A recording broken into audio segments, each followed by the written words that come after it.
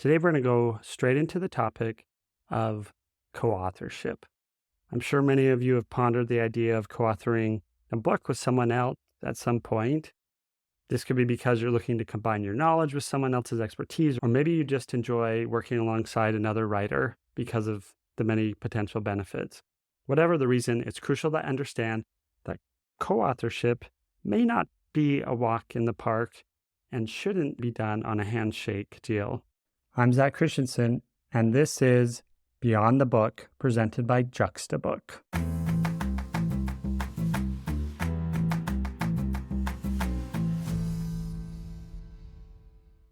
So think back to any group project you've been a part of.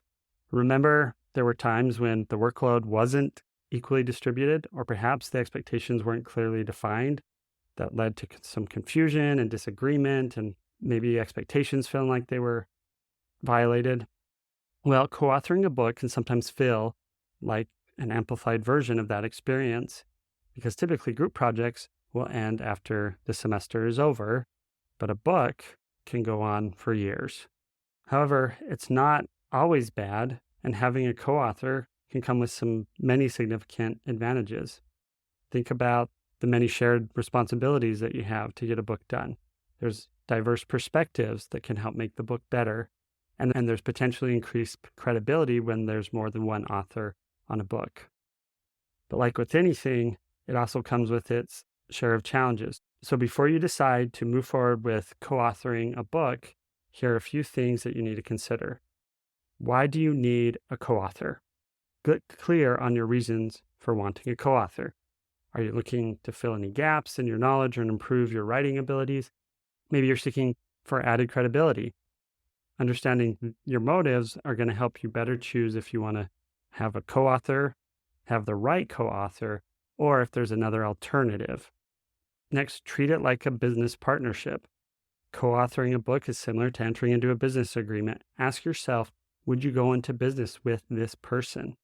Just like in a business, you would consider how the decision-making process works, how the equity is going to be shared, how the profit's going to be distributed, and who has final say on over what. Set clear expectations. Think of co-authorship as a marriage. It requires commitment and can be legally binding. You want to ensure that you and generally enjoy working with the other co-author, and that both of you have a clear understanding of each of your roles. Figure out each of your contributions.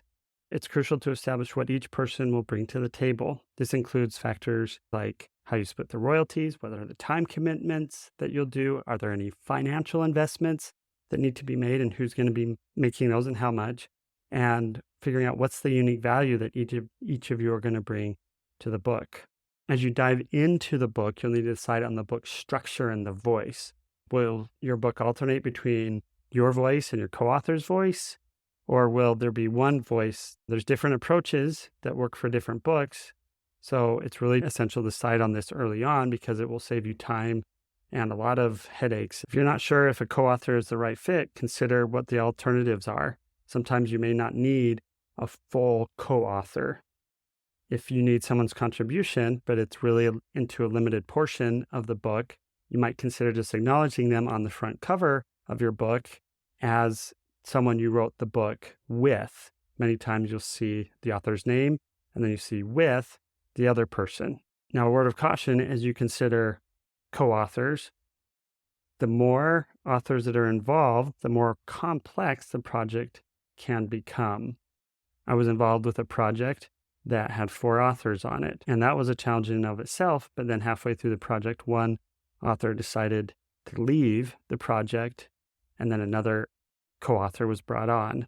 This created a lot of challenges and complications because there were stories from the author who decided to leave already in the book. So those had to be swapped out, but increased the cost and the timeline of the project by a few months. So in a nutshell, when considering a co-author for your book, having clarity is key. Make sure all expectations about contributions, roles, structure, and how to handle potential complications are set up front. Being aware of these considerations can help you successfully navigate this world of co-authorship, because it can be highly beneficial. So as you contemplate co-authoring a book, remember to weigh the pros and cons carefully. After all, every successful partnership starts with informed decision-making.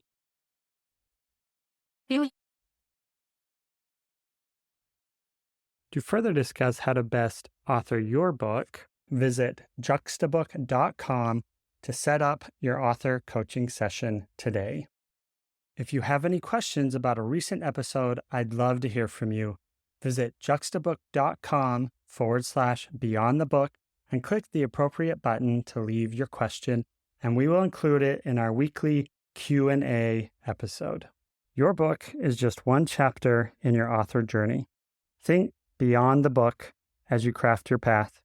Thank you for your questions, and thank you for listening.